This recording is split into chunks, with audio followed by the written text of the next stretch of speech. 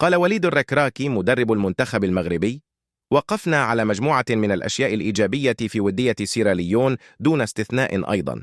الفوز الذي كان مهما. هناك أيضا نقاط أخرى سنعمل على تصحيحها. نحن نعيش مع الضغط ونعرف مسؤوليتنا وما ينتظرنا وكذا حماس الجمهور المغربي الذي لا نريد أن نخذله، وهي الرسالة التي وجهتها للاعبين، لأن الوصول لإسعاد جمهورنا يمر عبر عدم ادخار أي جهد في المباريات. نحن لا نركز على الترشيحات للفوز باللقب، لأن الكلمة الأخيرة فوق أرضية الملعب. علينا أن نكون عند حجم انتظار جمهورنا. اللاعبون بدورهم يقدمون كل ما لديهم في أي مباراة وأي تظاهرة من أجل الفوز باللقب. نستشعر دعم جمهورنا الذي ينتظر بدوره بكل شغف مثلنا انطلاق المنافسة.